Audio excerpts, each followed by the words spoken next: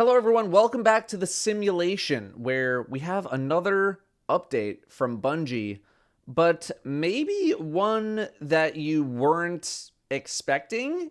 Essentially, this is just a normal TWID posted from Bungie, and I think a lot of people were expecting some more of an update on the events that have happened over the past week and a half or so, and yeah, that didn't really happen. We had this that was posted last Thursday, our path forward, but I didn't really talk about this post at all because to me it's just more, we lost your trust. It needs surprise and delight. We haven't done this enough. Things are gonna change. We need to make it this. We need to do this, and it's just. These are a lot of things that I've heard before. Everyone else has heard before. Like I didn't talk about this because I didn't have anything else to offer. I've said my piece on multiple videos on this channel. I've done a podcast with Skill Up. I've done a podcast with Above. I have nothing else to offer here. You know what you got to do. Go make it happen. But otherwise, nothing for me to add here. Literally nothing. This is not anything we haven't heard before. Go do your thing. So I think a lot of people were anticipating this week to kind of elaborate on like more things about what happened. So either they are still trying to come up with something to post about publicly, or this is it. This is all we're getting on the situation, and they're just going to keep it close to the chest. I mean, it is internal company politics, and Bungie doesn't technically owe us any sort of explanation for those office politics. So we're just moving on, I guess. So yeah, if you were hoping for more of an explanation for anything that was going on, not really too much here for you. We're kind of back to normal. This TWID in particular is heavily focused on the Crucible strike team and a bunch of updates coming for season 23. So if you don't really care about that, you can probably tune out now. I think the only thing that will interest everybody is the reveal of season 23. If you watched my Imbaru Engine video that I uploaded recently, you will have seen the cutscene that played. You will have seen a couple of other bits of information, and season 23 has been revealed, and I'm sure it's been spoiled everywhere already, called Season of the Wish. I'm just going to read this verbatim. After obtaining an uncorrupted Ahamkara egg, the Guardian deciphered the information the Witch Queen promised. The pattern in her wings showed us the undiscovered 15th wish, a means to enter the portal the witness made into the Traveler, November 28th. See you then. The 15th wish is real. After 5 years, over 5 years. When did the last wish come out? 2018? Over 5 years. It's a thing. It is a thing. We're going to learn more about it next season. This final, technically, season that's going to lead us into the final major expansion of this era of the game. Very, very curious as to see how this season as a whole is going to play out, because this is the first season that Bungie has really had full knowledge of the feedback that we gave last year of like things are too formulaic and we're getting tired of the seasonal model and blah, blah, blah. Like season 22 had a little bit of that, but this season 23, like basically wasn't even really made yet by the time that feedback was received. So this season should hopefully get the full brunt of that feedback, and I'm interested to see what they end up cooking up. Kind of going back to the whole, Bungie's this our path forward. Still no confirmation from Bungie directly on the expansion being delayed. I don't know when they're gonna announce it. I mean, if it is delayed, they gotta announce it at some point, right? But yeah, still Still no direct confirmation from Bungie. So, do I expect Season 23 to last 6 months if the game does get delayed? Not really. But I'm still interested in what they are going to cook up. And nothing, I think, in the short term is really going to be affected by any of the things that happened recently. I think Season 23 was... this thing's basically good to go at this point. They're probably just wrapping up loose ends and all that. So short term, I think, this will be pretty interesting, but this big gap that we're going to have, if there is a delay, not sure it's going to be filled with a whole hell of a lot. So just kind of brace yourself for that. Any of these games that have been releasing over the past 6 months or so that you haven't gotten around to, your window is slowly opening up. Crucible Strike Team. The rest of this video is going to be talking about Crucible changes, the Crucible Strike Team's first strike, as the title of the video says. So let's see what they got rolling. We got an update on our efforts to an update on the update to the Crucible experience. These are not all the things that they're working on, nor are they all, nor is this everything that's coming with Season 23. Here are the features we think are going to have the most impact on the Crucible's experience: rewards, matchmaking, playlists, and modes. Our goal is to steer the Crucible experience in a direction that satisfies our most dedicated PvP players. It's not going to be perfect, but we're working on it. Taking feedback from this. Here's some stuff that they did very recently. Checkmate, they reduced heavy ammo spawn frequency and increased the score to win checkmate control. Compressed the skill band in matchmaking, loosening skill-based matchmaking and control playlist. Made some spawn adjustments on Altar of Flames and Cauldron. More tuning for checkmate. And more adjustments for matchmaking. I really appreciate the updates on Checkmate, the frequent updates that they're doing, because I really enjoyed Checkmate. I did a video on Checkmate if you want to check it out. But yeah, I really, really like Checkmate, but obviously there are some pain points. Bows and hand cannons were sort of the biggest two, and they're making adjustments, so I very much appreciate that. Not only are they making adjustments, they're making relatively frequent adjustments. So, hey, props there. Playlists. Here's the new playlist. We have 3v3 quick play coming back. That is being reintroduced. A new 6v6 quick play node that consists of 6v6 party and relentless, rotating control modes in a new 6v6 unranked playlist right here, and revising which modes rotate through each node. You'll notice here Sparrow control. We'll talk about that in a moment. So here's how everything functions. 3v3 quick play. It seems like it's connection based. It's going to start with elimination and showdown. Trials is going to take over this node when Trials is active. Rotates the weekly modes. Then you got 3v3 ranked. So this is just your competitive. Prioritizes rank for matchmaking, but if your rank and your skill are widely different, kind of makes a hybrid. An adept player who's at platinum will play with other platinums. But if you're an adept skill player, but you're at silver rank, then you'll probably, they're going to mix the two, essentially. Random playlists, including survival and countdown rush, so higher weight on survival. 66 unranked, loose skill-based matchmaking, trying to prioritize connection. Rotates through all the different modes of control, including control, checkmate control, sparrow control, and momentum control. I don't like momentum control.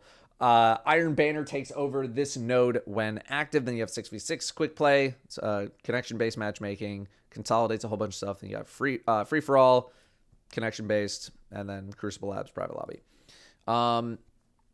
So 3v3 ranked. Decided to simplify by reducing the number of game modes in the playlist, cycling between one deathmatch mode and one objective mode. So Countdown Rush is leaving labs and entering competitive as the objective mode, and survival is going to be the deathmatch mode. Meanwhile, 3v3 is going to rotate through elimination and showdown for Season 23. Rift is on the bench for now, which I think a good amount of people are probably happy about, even though, I don't think Rift really ever caught the same feeling as it did in D1. So maybe they're making some adjustments there. Sorry, there's a truck outside. 66 unranked is going to rotate through different things of control because, they just want to have control around a whole lot. Did they mention it here? No, it's right here. Sparrow control.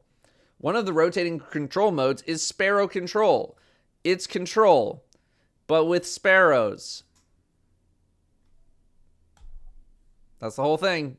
That's there's a bug where you could take out your sparrow in control recently. So they made it a mode, and they're trying to put it on bigger maps so that you actually have some move to drive around. A unique medal that will only be obtainable during those weeks. I'm guessing it's run over someone with your sparrow. I'd be surprised if it was anything else. So look out for that. Checkmate Control is going to be the primary mode for control for the first few weeks of Season 23. To be transparent, Checkmate has revealed and highlighted a community desire for a refined sandbox in the Crucible. No way! We eventually want to take some of those lessons learned and apply them to the base Crucible experience, not just as a labs mode. We're not ready to slap Checkmate onto everything just yet, but we are ready to expose the modifier to a larger audience and gather more feedback and data. The ability cooldown penalty has been decreased from 50% to 30%, so this does technically mean there will be more abilities in Checkmate, which, okay. This is also based on some tuning changes coming with Season 23, so maybe it's just trying to balance things out. We don't know what these changes are just yet, so we'll probably hear about that in the next couple of weeks. I really like Checkmate, but I have seen a little bit of feedback here and there that people don't like Checkmate. They want to be able to spam all of their abilities and do all the crazy stuff in the Crucible. And I respect that. I respect it. It's your opinion. But I personally much prefer the pace and the style of Checkmate over what we have now in the game. Matchmaking and skill. Regarding skills, starting in Season 23, we'll be able to tune our confidence rating per playlist. So the more matches you play, the more confident the system will be in determining your rating. But they know, sometimes you don't play well, or sometimes you want to do a weird thing, right? So they're going to do what they can. If you're playing try-hard mode all the time, then your skill is going to be pretty constant. But if you're trying weird stuff compared to your try-hard stuff, then it's going to have a tougher time trying to match you. So, you got to give it time to balance itself. So also up here in Season 23, the lobby balancer should operate more like a snake draft, where Team A gets the first pick, Team B gets the next two picks, then Team A gets two picks, and so on until there's no players. So this is Bungie's way of trying to balance the lobby a little bit more, which I thought was a thing that was already happening. I thought this was already what was happening in the game. But essentially it's just here's 12 people, and then here's all your skill levels, top to bottom. Number one skill will go over here, next two will go over here, next two will go over here, and then so on until you reach the bottom, essentially. Makes sense. It is literally what I thought was already happening. So I guess we'll see how that goes. Fire teams can sometimes throw off the balance of the lobby. So if you do see, a 3 stack in there somewhere, maybe it's not going to be perfect. So map spawning, they're making some changes to spawns. They're still worried about players spawning within line of sight of other players, or dangerous projectiles like supers. No one likes to be spawned in front of a hunter with a golden gun, right? Or a Nova bomb that's mid-explosion. So they're working on that. They're trying to fix it. Have some tunings lined up for several maps: Midtown, Meltdown, Endless Vale. I mean, Midtown is definitely pretty tough sometimes. You spawn in that A, down all the way, basically where you spawn in at A. That is just ripe for snipers. It's ripe for scout rifles. It's ripe for golden gun. So that's a little bit tougher. And then you have Meltdown and Endless Vale. More subtle changes. So we'll see. It's not going to completely solve spawn trapping issues. Nothing's ever going to completely solve it. Sometimes you're just going to be in a spot where it's well, that sucked. It's not going to be 100%. Competitive rank adjustments. Making some changes to how rank points are adjusted post-match. In general, we are simplifying the formula and putting more emphasis on wins and losses. We are removing the performance factor. Wins and losses are what matters. We are removing inflation protection. We will no longer reduce your rank point gains if your rank exceeds your skill. We will retain deflation protection. So if your rank is below your skill, it will still accelerate you upwards. I know that a lot of people have had issues with point gains in the competitive playlist about like they'll win a whole bunch of games in a row and barely get anything, and then they'll lose one game and they basically lose all the progress that they made in those other games in the one loss. I am not the most up to date on the point gains on anything like that. I don't play competitive as much as I thought I was going to, so I basically hit like gold or platinum to get my placement rankings, and that's basically it. So, but I still think simple is better. Wins and losses, that's what ends up mattering. You would think the performance factor would also, like, you wouldn't think of that being such a huge issue, but if it is, I guess it's good that they're getting rid of it. Promotions and relegations. We're removing promotion and relegation series requirements for all divisions except Adept and Ascendant. Going forward, you will only need to prove your skill when entering the most elite of ranks or keeping yourself from dropping out of them. So if you're Platinum trying to reach Adept, you'll hit a promotion series, but if you're going like Gold to Platinum or something like that, you'll just go up. That's it. Cool. I think that's fine. I think it really matters much more at those higher ranks anyway. Like going up from silver to gold, do you really need a relegation series in a game like Destiny? Not really. You know, other more competitive games, sure, you'll have a relegation or a promotion series. But in Destiny, where it's not that deep, yeah, go from silver to gold. Good job. Proud of you.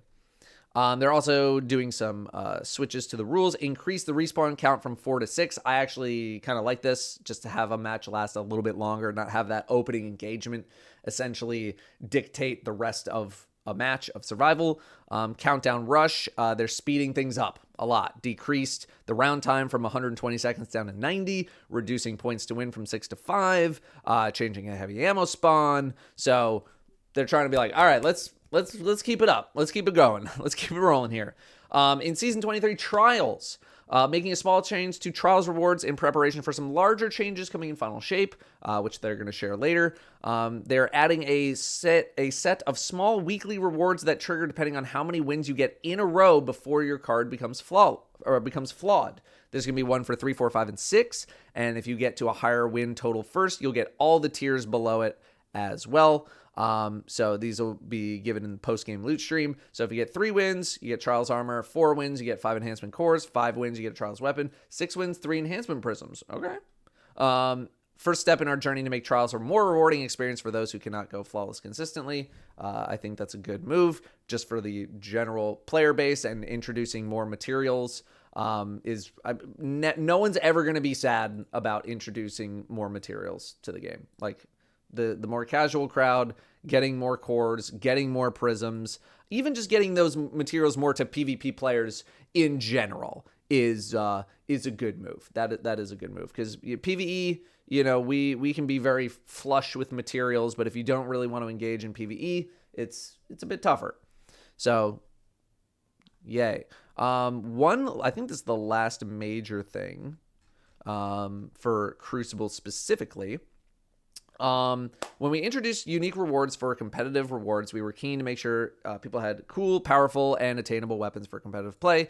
We got Rose and Mercurial Overreach, both showing up in the top 10 weapons used in Trials across many weekends these last few seasons. The problem is that if you weren't there, you can't get them. You can't get Rose. You can't get Mercurial Overreach. So now they're introducing competitive engram focusing. So we want to make sure that we didn't lose the identity of these weapons as being part of Crucible, and most importantly, as a reward for climbing the competitive ladder. That's what you're starting to see down here. So essentially what they're doing is making it so based on your competitive rank, the higher your rank, the more weekly focuses you're going to be able to do for the Legacy Crucible focusing. So if you need to place. You at least need to do placement matches, right? If you want some Crucible competitive-esque rewards, you need to at least engage in competitive Crucible, which makes some sense. And then it's just one extra focus per rank. So Copper, it actually surprises me that it's just one. Like, I would have thought there would have been like a base level of like 2 or 3, depending on where you were. But then it's like, if you fall in any range, is there any incentive to try to get better or play more Crucible? I see what they're going for, I see what they're going for. So yeah, the higher you rank you are, I imagine most people are going to fall in this range, but Bungie essentially just wanted to be able to make sure that they could offer some of these things that were around in the past that were very enticing and are no longer really around. They're not going to be that expensive in terms of the quality of the items that you need. 3 Crucible engrams, 25,000 Glimmer. No cores, no shards, no prisms, no none of that. Just that's it. 3 engrams, 25,000 Glimmer. Also, you can, if you increase your rank in the middle of a week, you will get an extra focus. And also, how many focuses you get is based on the highest rank that you got during the season. So if you get all the way up to platinum and then somehow fall down to bronze, you're still going to get 5 per week. It goes off the highest rank that you've gotten, not what you're currently at, which is another good move. Appreciate that. Especially for someone like me who basically just gets to gold or platinum and then doesn't really play anymore. That is a good move. We got more stuff coming as well in Season 23, Iron Baron Tribute, Relic Mode revisions, reprisal of the Citadel, that's coming back. Yeah, Citadel, I mean, you got that like hot spot around B, the building. I mean, I thought it wasn't my favorite map, but I liked Citadel. They're also looking forward to sharing additional updates in the future, including increases in ritual activity post-match rewards, like more Glimmer and more enhancement cores. I know a lot of people are concerned about Glimmer with the impending removal of legendary shards. So, I think there's a lot of hope that, like, hey, as long as I just play the game normal, I should have all the Glimmer that I ever would need to do things, unless I'm doing a lot of engram focusing or something like that. Then we have a ritual weapon preview. We got a sword. It's Chivalric Fire, the first Void caster sword, and it can get Repulsor Brace destabilizing rounds, which is a pretty potent Void-based combination of perks. It also has Attrition Orbs, which is a new perk in Season 23. Dealing sustained damage creates an Orb of Power. Okay. Maybe trying to make up for the fact that, something like a machine gun is going to make a lot of siphon orbs just because like you can kill stuff really quickly from a safe distance and therefore spawn a lot of orbs of power. Now they're trying to give something where, even if you're dealing like a ton of damage, you can create the same amount of orbs, hopefully, that you would create with a Cypher. I'm sure there's going to be some sort of internal cooldown close to what a Cypher, or not a Cypher, a Siphon mod can do. So, okay. The ritual weapons are generally, not quite God roll, but they're better than your average thing. This combo, I think some people are going to make some pretty interesting things with this. But Void in general, I feel like outside of, well, no, I was going to say outside of Hunter. But, Warlock's got Child of the Old Gods, and, Titan is where I'm kind of like, I'm not really excited about Void Titan right now, so. Maybe Void Titans will get a little action from this. God, we got more stuff. Okay, so this is weapons that are rotating in and out. So the Immortal and Astral Horizon is out of here. We have a Strand Adaptive Trace Rifle coming into Trials. Sorry, this is all for Trials. And Eye of Soul is coming back for Trials. Dark Decider Auto Rifle, Gnorzak Slug, Leaving Iron Banner. We have a Strand High Impact Auto Rifle coming in. And Reese Walker Shotgun is returning. Buzzard Sidearm, and the fan favorite, the Swarm Machine Gun. I mean, the fan favorite in like Destiny 1. New Undercurrent Arc Waveframe Breach Loaded Grenade Launcher. Okay. And I guess maybe for those not really running Valve the Disciple. And returning is Izume back in time for those sniper rifle buffs that are hopefully not cope. That is it. That is your update. Try to go as quick as I can because I know people on this channel are not the most excited about Crucible stuff, but I still played a lot of Crucible back in D1. I played a lot. So more checkmate style stuff. Would love that. But yeah, that's your TWID. No big internal news from Bungie, anything like that. Next season coming up, only 3 weeks away. It's only 3 weeks. Crucible stuff looks good. I'm not really a Crucible guy though, so defer to other people about Crucible stuff if you're looking for a more in-depth thing. But everything looked like good. Nothing stuck out to me as like, oh my god, what are you doing? But I feel like that's more sandbox things, as opposed to like systematic changes coming to like modes and stuff like that. So yeah, I'll let you go. Thanks for watching. See you next time.